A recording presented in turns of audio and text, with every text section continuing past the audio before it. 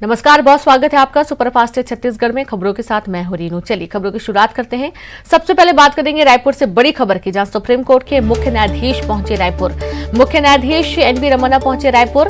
मुख्यमंत्री भूपेश बघेल ने की सौजन्य मुलाकात। सीएम ने एनवी रमन्ना का स्वागत किया, शॉल और प्रतीक चिन्ह भेंट कर किया स्वागत। आज हिदायतुल्लाह नेशनल लॉ यूनिवर्सिटी का दीक्षांत समारोह है और दीक्षांत समारोह में एनवी रमन्ना होंगे शामिल। हिदायतुल्लाह नेशनल लॉ यूनिवर्सिटी का 5वां दीक्षांत समारोह, सीजीआई एनवी रमन्ना कार्यक्रम में शामिल होंगे। यूनिवर्सिटी में तैयारी पूरी है। रायपुर में सुबह 9 बजे निजी होटल में कार्यक्रम का आयोजन किया गया है। सीएम भूपेश बघेल भी कार्यक्रम में शिरकत करने वाले हैं।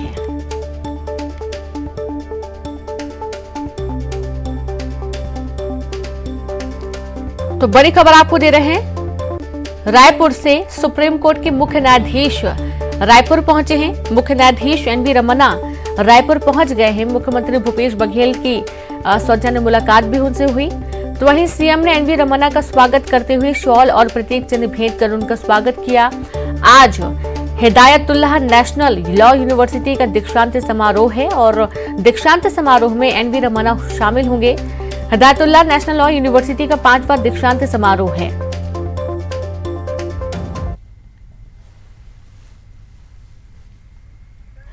और ज्यादा जानकारी के साथ संवाददाता अवधेश लाइव जुड़ गया। अवधेश, देखा जा रहा है कि आज एक बड़ा कार्यक्रम है, दीक्षांत समारोह है और जिसमें देखा गया है कि सुप्रीम कोर्ट के मुख्य न्यायाधीश रायपुर पहुंचे हैं।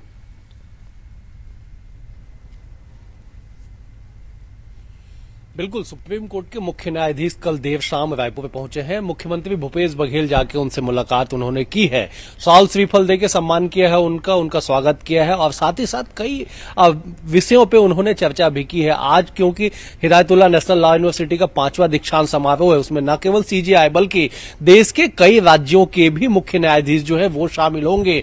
भूपेश बघेल मुख्यमंत्री जो है वो भी विशिष्ट अतिथि बतौर कार्यक्रम में शामिल होंगे। सुबह 9:30 बजे से 11:30 बजे तक का वक्त तय है, जब राजधानी के एक निजी होटल में आयोजन किया जाएगा। आयोजन की पूरी तैयारियां कर ली गई है, केवल इंतजार किया जा रहा है कि 9:30 बजने का जब देश के सीजेआई इस कार्यक्रम में शिरकत करेंगे तो सही बात है वीनू कि एक बेहद ही खास मौका होगा, क्योंकि सीजेआई अगर कहीं पे भी जाते हैं, राजधानी रायपुर अगर वो आए हैं तो निश्चित तौर पर एक बड़ी बात है। और अगर वो चर्चा के दौरान, अपने भाषण के दौरान क्या कुछ वो कहेंगे, वो उसके भी गौर करने वाली बात होगी, क्योंकि न्याय व्यवस्था को लेकर बीते कुछ दिनों में जो लगातार चर्चाओं का दौर रहा, उन तमाम चर्चाओं के बीच जो नवोदित जो एडवोकेट है, जो नवोदित जो लॉ स्टूडेंट है, उन्हें वो क्या संबोधित करेंगे, उन पे भी जो काफी नजर बनी रहेगी।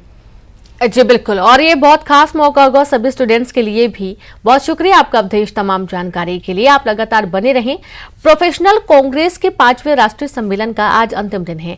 कल एआईपीसी के नेशनल कॉन्क्लेव में सीएम भूपेश बघेल, सांसद शशि थरूर, रिजर्व बैंक के पूर्व गवर्नर रघुराम राजन, प्रदेश प्रभारी P L Punia, professor M V Rajeev Gowda, Yamini Aiyar, Chandan Yadav और ज्वरिता लैट फलांग सहित कई लोग शामिल हुए। कार्यक्रम में प्रमुख वक्ता के रूप में रिजर्व बैंक के मुख्य पूर्व गवर्नर रघुराम राजन शामिल हुए। सम्मेलन में सीएम ने कई मुद्दों को लेकर विस्तार से चर्चा की। उन्होंने गुजरात मॉडल का जिक्र करते हुए कहा कि गुजरात मॉडल क्या है कोई नहीं बताता, लेकिन आज उसे हम भोग रहे हैं। कॉन्क्लेव में छत्तीसगढ़ मॉडल की तारीफ की गई। शशि थरूर ने कहा कि जब लोग पूछते हैं कि कांग्रेस केंद्र में आई तो कैसे विकास करेंगे, हम कहते हैं कि छत्तीसगढ़ आई और देखिए कि कैसे शानदार काम हो रहा है।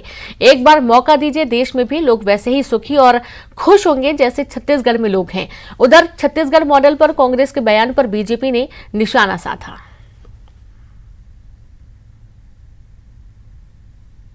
न्यूनतम आय से केवल उपभोक्ता हमको नहीं बनाना है, बल्कि न्यूनतम आय के साथ न्यूनतम आवश्यकता और न्यूनतम आवश्यकता की पूर्ति के साथ साथ वो व्यक्ति जो समाज के अंतिम छोर में है वो केवल उपभोक्ता न रहे, बल्कि उत्पादन में सहयोग करे, उत्पादक भी बने और मजबूत उपभोक्ता भी बने। और यही कारण है कि आज छत्तीसगढ़ मॉडल की चर्चा होती है। लेकिन आज मैं 3-3.5 साल बाद ये कह सकता हूं, किसी भी भारतीय जनता पार्टी शासित राज्य के इकोनॉमिक से आप तुलना करेंगे किसी पैरामीटर में, किसी पैमाने में, तो छत्तीसगढ़ कहीं पीछे नहीं है।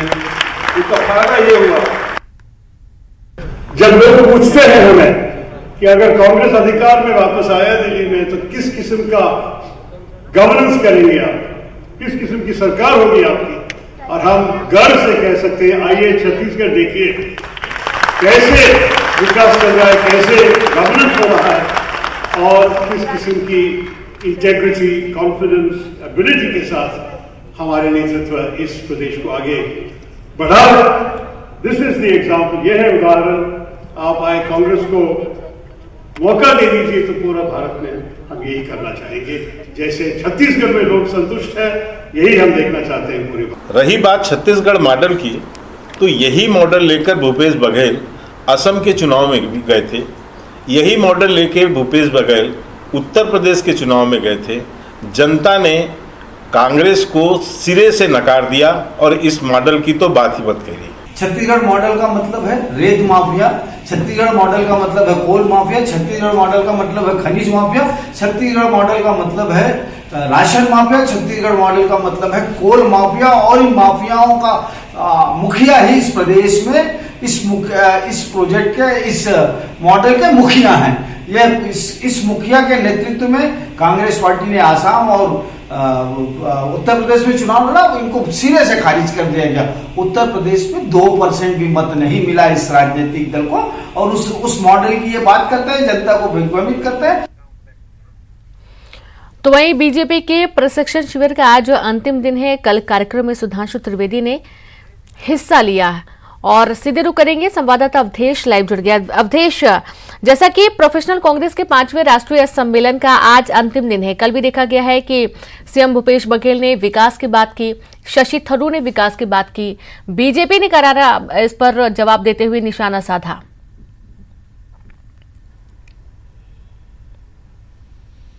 देखिए, राजनीतिक तौर पे जवाब और उसका प्रति जवाब तो बनता है, लेकिन सबसे बड़ी बात यह है कि प्रोफेशनल कांग्रेस के अधिवेशन में अगर शशि थरूर, रघुराजन जैसे बड़े चेहरे शिरकत करते हैं और छत्तीसगढ़ की तारीफ करते हैं, तो अपने आप में छत्तीसगढ़ के लिए आने के बाद जब छत्तीसगढ़ में 15 सालों बाद रीनू सत्ता का परिवर्तन हुआ, उस वक्त से लेकर छत्तीसगढ़ मॉडल और गुजरात मॉडल का जो टकराव है वो आम मंचों पर दिखाई पड़ रहा है। छत्तीसगढ़ सरकार ने दावा किया कि छत्तीसगढ़ मॉडल को लेकर जो आगे बढ़ रहे हैं, यही वजह है कि छत्तीसगढ़ की चर्चा आज देश भर में हो रही है। छत्तीसगढ़ एकमात्र देश भर का ऐसा राज्य है जो कई योजनाओं का सिरमौर है। कई योजनाओं को पहली बार छत्तीसगढ़ में लागू किया गया है। गोधन की खरीदी, गौमूत्र की खरीदी जैसी बड़ी योजना है, जिसकी तारीफ जो है न केवल आरएसएस के लोग बल्कि कल सुधांशु त्रिवेदी आए थे, उन्होंने भी गौमूत्र खरीदी की सरकार की जो योजना है उसकी भी खुले मंच से तारीफ की है। तो ये तमाम योजनाएं बताती है कि छत्तीसगढ़ मॉडल और गुजरात मॉडल पे जो चर्चा है वो चर्चा कम से कम 2023 तक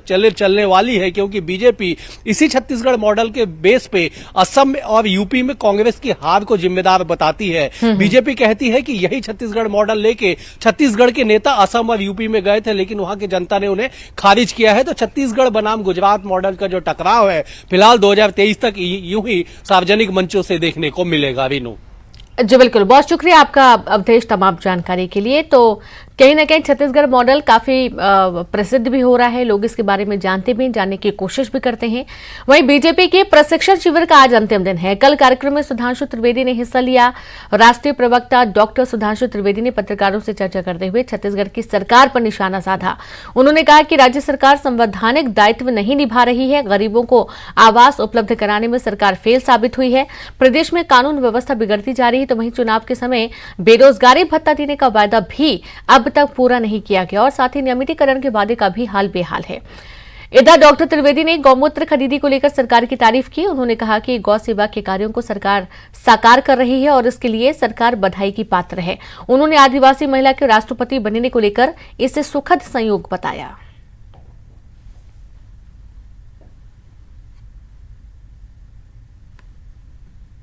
अभी मैंने देखा कल परसों में कि उन्होंने यहां पर गोमूत्र को बढ़ावा देने के लिए एक प्रयास किया।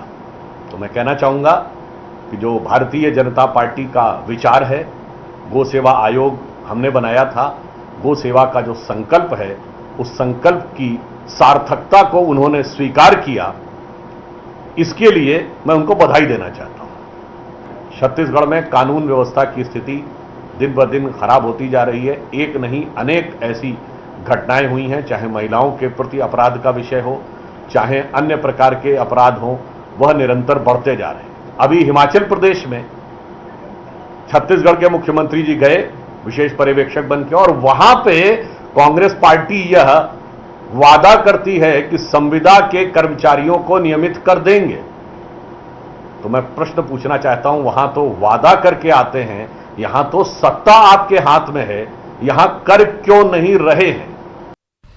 और बात रायपुर से बड़ी खबर की। कल शाम से 10 लाख लोगों को नहीं मिलेगा पानी। रायपुर वासियों को नहीं मिलेगा पानी। फिल्टर प्लांट में इंटर कनेक्शन के कारण रहेगा शटडाउन। 48 घंटे का शटडाउन रहेगा।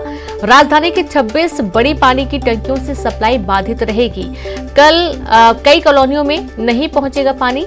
और भाटा गांव, चंगोरा भाटा, कुशालपुर, डीडी नगर, ईदगाह भाटा, सरोना, टाटीबंध, कोटा, लालपुर, कबीर नगर, जरवाय, कोगांव, मठपुरैना, अमलीडीही, अवंती बिहार, मंडी मोवा, सड्डू, दलदल, सिवनी, रामनगर, कचना, आमा सिवनी, देवपुरी, बोरिया खुर्द, जोरा और भनपुर टंकी से नहीं होगा पानी का सप्लाई। और इसके चलते लोगों को पानी की दिक्कतों से दो चार होना पड़ेगा। तो एक बार फिर से पानी की सप्लाई बाधित रहेगी। रायपुर वासियों को पानी नहीं मिलेगा। कल शाम से 10 लाख लोगों के लिए पानी की सप्लाई नहीं हो पाएगी। 48 घंटे का शटडाउन रहने वाला है। फिल्टर प्लांट में इंटर कनेक्शन के कारण शटडाउन रहेगा। कई कॉलोनियों में पानी नहीं पहुंचेगा। राजधानी की 26 बड़ी पानी की टंकियों से सप्लाई बाधित रहेगी।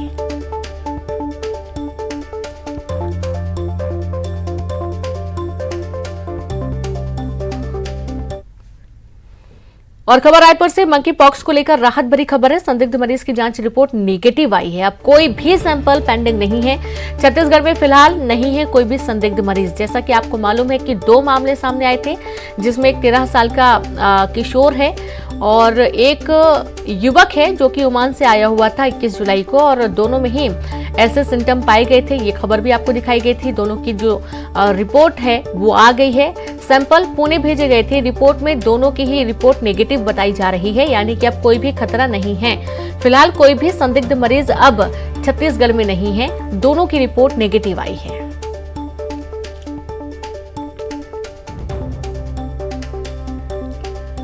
तो खबर रायपुर से मंकी पॉक्स को लेकर राहत भरी खबर है, जहां 2 मरीज संदिग्ध मरीज सामने आए थे। दोनों की ही रिपोर्ट अब नेगेटिव आई है, जिससे राहत की सांस डॉक्टर्स की टीम ने भी ली है। दोनों का हालांकि आइसोलेशन में रखा गया था, इलाज भी किया जा रहा था, लेकिन रिपोर्ट नेगेटिव आने के बाद सभी ने राहत की सांस ली।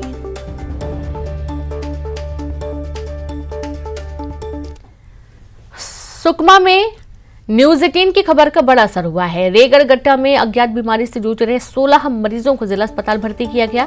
इन सभी मरीजों में पैर में सूजन, पैर और बदन में दर्द, खून की कमी जैसी बीमारी है। जिला अस्पताल में सभी मरीजों का इलाज किया जा रहा है। तो वहीं गांव में पिछले 3 दिनों से मेडिकल कैंप लगाकर आसपास के अन्य गांवों में ऐसे मरीजों को खोजकर उनका इलाज हो रहा है। सीएमएचओ अपनी टीम के साथ गाँव में कैंप कर रहे हैं। और बता दें कि अज्ञात बीमारी से अब तक 61 लोगों की मौत हो चुकी है। 61 लोगों की मौत की बात रेगड़गट्टा के लोगों ने बताई है।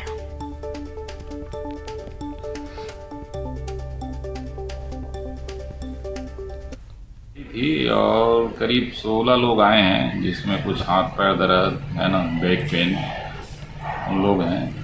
4 लोग जो सूजन वाले हैं उन लोग भी हैं, और कुछ खून की कमी थी, पेशेंट वो भी है।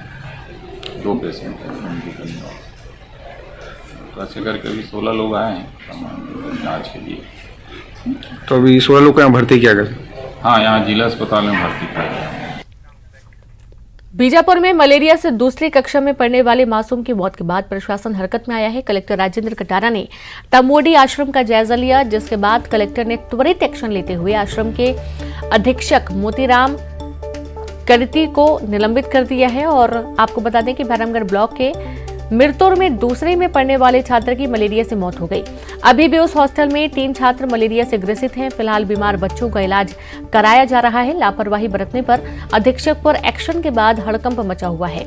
कलेक्टर के दौरे के वक्त बीएमओ भैरमगढ़ आदित्य साहू भी मौजूद रहे। कलेक्टर ने सभी अधिकारियों को आवश्यक कार्रवाई के निर्देश दिए हैं।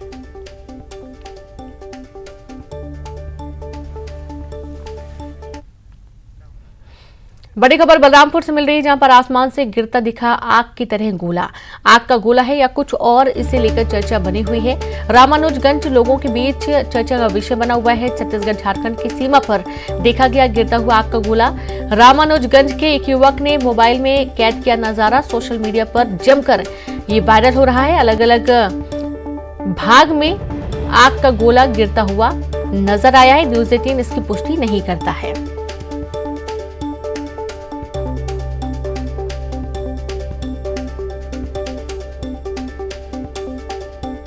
तो आप ये देखिए, तस्वीरें भी सामने आई हैं जहां आसमान से आग का गोला गिरता हुआ नजर आ रहा है। रामानुजगंज लोगों के बीच चर्चा का विषय बना हुआ है। बलरामपुर से आपको ये बड़ी खबर दे रहे हैं। अब लोगों में यही प्रश्न है कि आखिरकार ये क्या है, क्योंकि आग का गोला है या कुछ और है। वहां पर मौजूद एक व्यक्ति ने अपने मोबाइल से वीडियो बनाया, वीडियो वायरल हो रहा है। संवाददाता सूरज जुड़ गए हैं। सूरज, क्या है ये चीज? बिल्कुल ऐसा लग रहा है जैसे आसमान से कुछ नीचे की तरफ तेजी से आ रहा है। कुछ स्पष्ट हो पाया है क्या है ये? बलरामपुर जिले के रामानुजगंज और झारखंड की सीमा पर एक गिरता हुआ कल शाम को देखा गया है। इसको एक युवक ने अपने कैमरे में कैद किया। आप उसमें एक आवाज सुनाई दे रही होगी। उनके द्वारा ये कहा जा रहा है कि आग का गोला है या किसी प्रकार की किसी ने कोई बम दागे है। इसकी हम पुष्टि तो नहीं करते कि है क्या चीज, लेकिन जिस तरीके से आसमान से गिरता हुआ दिख रहा है, अलग अलग भागों में गिरता हुआ दिख रहा है, लोगों के बीच चर्चा का विषय बना हुआ है। कहीं ना कहीं जब से इसे लोगों ने देखा है, लोगों के बीच एक चर्चा का विषय हो गया है कि है क्या। जब से ये लोगों ने कैमरे में कैद किया, इसको सोशल मीडिया पर जमकर वायरल कर रहे हैं। हमारे द्वारा भी इसकी पुष्टि करने की कोशिश की जा रही है, लेकिन किसी प्रकार की कोई जानकारी हमें भी नहीं मिल पा रही कि आखिर है क्या। लगातार हम इसके बारे में वरिष्ठों से जानकारी लेने की कोशिश कर रहे हैं, लेकिन लोगों का कहना है कि हमने इसे आसमान से गिरते हुए देखा है और आखिर है क्या चीज हम खुद नहीं समझ पा रहे हैं। ये स्पष्ट हो पाया क्या सूरज कि ये कहाँ पर गिरा है? जैसा कि बताया जा रहा है कि सीमा में ये गिरा है, कुछ स्पष्ट हो पाया है कहाँ पर है ये? जी, आप उसमें एक आवाज सुनाई दे रहा होगा कि युवक कह रहे हैं कि बोहला में गिर रहा है, बोहला में गिर रहा है। जैसे हमारे बलरामपुर जिले के रामानुजगंज को स्थानीय भाषा में बोहला कहा जाता है। इस युवक ने इसको कैमरे में कैद करता, आसपास एक दो लोग और खड़े थे जो इसको बोहला जैसे शब्द का जिक्र कर रहे थे। अब किन जगह पे गिरा है उसकी पुष्टि वो भी नहीं कर पा रहे हैं, लेकिन जब कैमरे में कैद हो रही थी इस बात का जिक्र उन्होंने कहा है कि बोहला में गिरा है। बोहला मतलब कहने का मतलब यह है कि वो रामानुजगंज के क्षेत्र में ही गिरा है। अच्छा। अब ये देखने वाला बात होगा कि अब जैसे जैसे समय बढ़ेगा लोग इसके बारे में कुछ और खुलकर सामने कह पाएंगे। अभी तक इस बारे में ज्यादा कुछ सामने बात नहीं आ पाई है। जी बिल्कुल, शुक्रिया आपका सूरज जानकारी के लिए। तो फिलहाल अभी स्पष्ट नहीं हो पाया है कि आखिरकार ये आग का गोला है, ये कैसे गिरा, कहां पर गिरा है, तमाम सवाल अभी बने हुए हैं। बात करेंगे गरियाबंद के सुपेबेड़ा में मौत का सिलसिला नहीं थम रहा है। किडनी की बीमारी से एक और मरीज की मौत हो गई है। महिला ललिता सोनवानी बीते कई दिनों से किडनी की बीमारी से पीड़ित थी, जिनके इलाज के दौरान मौत हो गई। ललिता सोनवानी का एम्स रायपुर में इलाज चल रहा था और लगातार डायलिसिस से हो रहा था। तो वहीं मौत की खबर मिलते ही गांव में एक फिर मातम पसरा है। एक बार फिर से आपको बता दें कि गाँव में अब तक 82 लोगों की किडनी की बीमारी से मौत हो चुकी है। और इसी के साथ इस बुलेटिन में इतना ही। नमस्कार।